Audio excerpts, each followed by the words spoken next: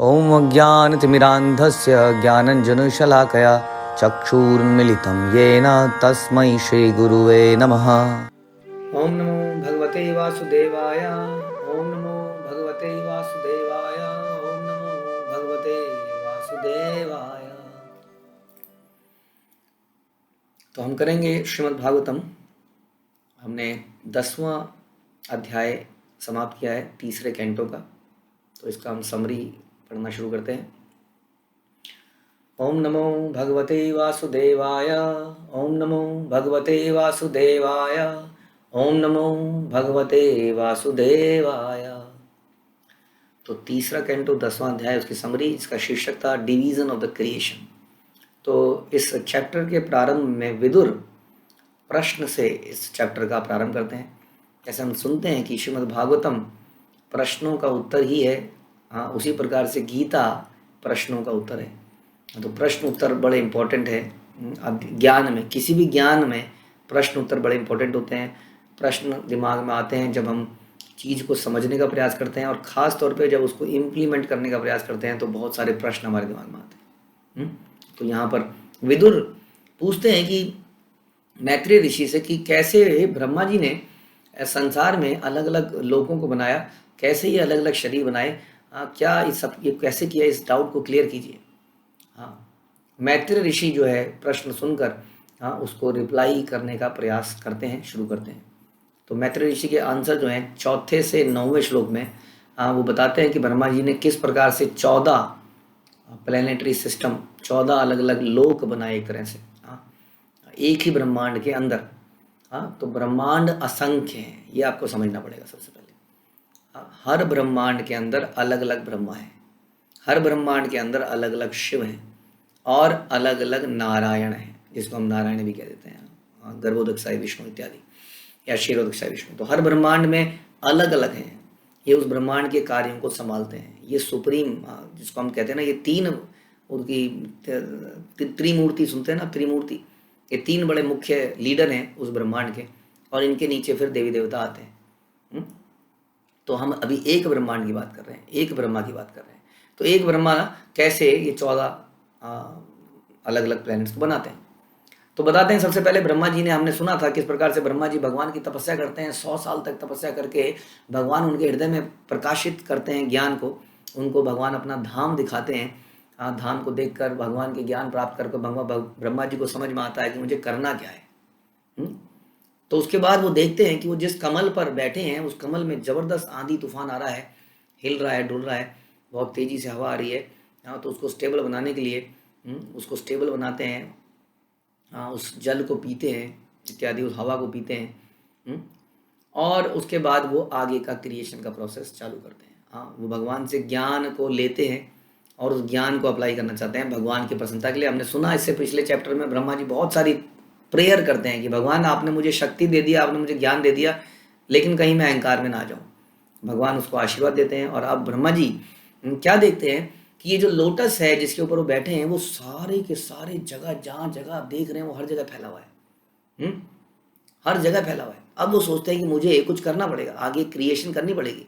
सारा सामान तो अवेलेबल है, नारायण ने या एक तरह से महाविष्णु ने बनाने की सारी सामग्री दे दी है, अब मुझे आगे बढ़ना चाहिए। तो क्या करते हैं, वो लोटस के स्टेम में घुस जाते हैं और उस स्टेम में डिवीज़न क्रिएट करते हैं।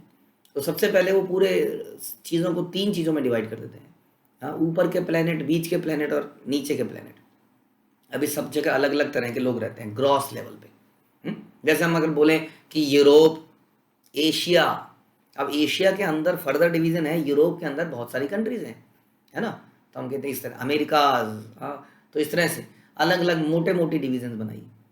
तो क्योंकि वहाँ के लोगों का रंग रूप, या चाल ढाल, या है ना, ऐसा है ना, यूरोपियन लोग डिफरेंट तरीके के हैं, एशियन लोग डिफरेंट तरीके के हैं। उसी तरह से अपर प्लैनेटरी सिस्टम में देवता, किन्नर, इस तरह के लोग रहते हैं जो मनुष्यों से ज़्यादा ताकतवर हैं, देखने में ज़्यादा अच्छे हैं, गाने में ज़्यादा अच्छे हैं, हर चीज़ में अच्छे हैं। और नीचे के पाताल लोगों में नागाज और बाकी लोग रहते हैं, और फिर मिडिल में अर्थली प्लैनेट है जहाँ हम लोग रहते हैं।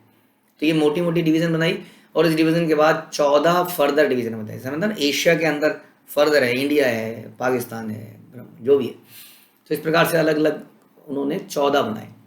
यानी कि हर किसी के अंदर ऊपर के प्लेनेट के अंदर, बीच के, सबके अंदर अलग अलग। फिर हमने फर्दर प्लेनेट हमने सुना था कि कैसे ऊपर के जो प्लेनेट्स हैं उसमें सबसे ऊपर कौन सा है, सत्यलोक, जब ब्रह्मा जी जा रहते हैं। उसके बाद है तप, उसके बाद है जन, उसके बाद है महर, उसके बाद है स्वर, उसके बाद है भुवर। तो इस प्रकार से, और फिर बीच में क्या है, भुर। तो भुर, भुवर, स्वर, महर, जन, तप, सत्य। और फिर नीचे क्या है, नीचे अतल, वितल, सुतल, तलातल, महातल, रसातल और पाताल। तो इस प्रकार से वो इतनी डिवीज़न क्रिएट करते हैं। और इस तो अलग अलग, जैसे मैंने बताया, क्योंकि अलग अलग तरह के लोगों को वहाँ पर भेजा जाना है, तो उससे पहले ये जगह क्रिएट करी जाती है। तो उसके बाद अलग अलग जीवों को बनाया जाता है, डिफरेंट टाइप्स ऑफ जीवास। जैसी जैसी हमारी इच्छाएं हैं उसी के अनुसार हमें शरीर मिलता है। हमें कई बार प्राप्त सुन चुके हैं इस बारे में। इसलिए असंख्य योनियाँ हैं, हम सुनते हैं 84 लाख योनियाँ हैं। वास्तव में इसका पर्पज़ क्या है, क्योंकि जीवों की जो इच्छाएं हैं वो इतनी वैरायटी, इतनी कैटेगराइज कर रखा है उसको, इतनी कैटेगरीज में कि आप इस तरह की इच्छा के लिए ये शरीर है, इस तरह की इच्छा के लिए ये शरीर है। कईयों को स्विमिंग बड़ी अच्छी लगती है, तो हो सकता है मछली के कई तरह वैरायटी है। पानी के अंदर कोई ऑक्सीजन की ज़रूरत नहीं है, कोई डूबने का खतरा नहीं है, तैरते रहो। उड़ने का बहुत शौक़ है, फ्लाइट्स का बहुत शौक़ है, तो चिड़िया हैं, बहुत सारी चीज़ें हैं। तो जैसी जैसी इच्छाएं हैं उसको कैटेगराइज किया गया। अब विदुर पूछते हैं कि समय के बारे में बताइए, कि समय क्या चीज़ है, ये समय कैसे कार्य करता है, क्या है कैरेक्टरिस्टिक समय के। तो मैत्री ऋषि बताते हैं 11वें से 13वें में समय के बारे में, कि समय क्या है, समय के कारण ही ये जो मोड्स ऑफ नेचर है, मतलब कि प्रकृति के जो गुण हैं, ये आपस में इंटरेक्शन करते हैं, कार्य करते हैं, मिश्रण है। हम लोग भी क्या है, हम लोग भी गुण का मिश्रण है। इसका बहुत अच्छा एग्जाम्पल बताया जाता है कि एक रस्सी जैसे बनती है, 3 मोटे धागों को मिला के गुथ के, गुथते हैं ना, जैसे चुटिया गुथते हैं, उसको एक रस्सी बनती है। और ये 3 रस्सियां जो हैं इसके अंदर, ये उस एक रस्सी के अंदर ऐसे घुल मिल जाते हैं कि पता नहीं चलता है कि इसके अंदर 3 रस्सियां हैं, है ना। तो उसी तरह से गुण होते हैं, गुण इस तरह से बांध देते हैं हम लोगों को। हर व्यक्ति ना तो सतोगुणी है, ना रजोगुणी है, ना तमोगुणी है, हर व्यक्ति मिश्रण है तीनों गुणों का। संसार में हर वस्तु इन गुणों का मिश्रण है। लेकिन किसी के अंदर कोई एक गुण ज़्यादा पाया जाता है, किसी में एक गुण कम पाया जाता है। तो इस प्रकार से ये इंटरेक्शन पैदा करता है समय। यस, देखिए हम बैठे हैं, बैठे बैठे बैठे शाम होने लगती है, शाम होती है हमारे विचार बदलने लगते हैं, मॉर्निंग होते ही हमारे विचार बड़े डिफरेंट हो जाते हैं। आपने फील किया होगा ऐसा। एकदम मॉर्निंग में थोड़ा सतोगुण का समय है, दिन में एकदम से कुछ करना है करना है करना है, रात होते होते ही आलस है, खा लें पी लें, सो जाएं लोग, सारे बुरे काम हम शाम को ही करते हैं दुनिया में। तो इस प्रकार से ये समय, यही हम बताने की कोशिश कर रहे हैं कि कैसे समय तीनों गुणों को इंटरेक्ट करता है आपस में और संसार उसमें चलता है। उसके उदाहरण, इसी कोई लिमिट नहीं है वास्तव में, इसका कोई एंड नहीं है। दिन खत्म होता है, अगला दिन चालू होता है, हमारी जिंदगी खत्म हो जाती है, लेकिन समय का कभी अंत नहीं हो पाया। ये समय निरंतर चलता रहता है, क्योंकि ये भगवान का क्या है, इम्पर्सनल फॉर्म है, यानी कि एक तरह से निराकार स्वरूप ऑफ कृष्ण। जैसे प्रभुपाद ने हमें समझाया कि कृष्ण निराकार भी हैं, कृष्ण साकार भी हैं। निराकार रूप में भगवान उनकी शक्ति है, तो समय भी भगवान की शक्ति है, निराकार भगवान का रूप है, जो कि मैटीरियल जगत को अलग करता है भगवान से। भगवान के धाम में समय नहीं है, इसलिए भगवान के धाम में कोई बूढ़ा नहीं होता है। धीरे धीरे हम बूढ़े होते हैं, धीरे धीरे हमारी बीमारियां बढ़ती हैं और एक दिन हम मर जाते हैं। ये जो समय का प्रभाव है, ये आध्यात्मिक जगत में मिसिंग है ही नहीं। तो इस तरह से ये आध्यात्मिक जगत को भौतिक जगत से अलग करता है। समय बहुत बड़ा डिफरेंस है भौतिक जगत और आध्यात्मिक जगत में। उसके बाद में बता रहे हैं कि कैसे समय के प्रभाव से अलग अलग प्लानिटरी सिस्टम बनते हैं संसार के अंदर। और ये भगवान का एक रिप्रेजेंटेटिव है, और ये अलग अलग चीज़ों का कॉज बनता है। समय के अनुसार चीज़ों में परिवर्तन आता है, हर चीज़ बदलती चली जाती है। आप एक जगह में 10 साल बाद आते हो तो बिल्कुल डिफरेंट दिखती है। तो समय बड़ा ताकतवर है, इसको बताते हैं, क्योंकि ये भगवान का अंश है। तो इस प्रकार से यह भगवान का एक रूप है, शक्ति है। तो ये बताने के बाद आगे बताते हैं कि कैसे अलग अलग क्रिएशन है, अलग अलग डिस्ट्रक्शन होती है। 14 से 30 में तो अलग अलग डिस्ट्रक्शन और क्रिएशन होता है, लेकिन हम पर्टिकुलरली 14वें श्लोक में सुनते हैं कि कैसे 3 प्रकार की प्रलय होती है।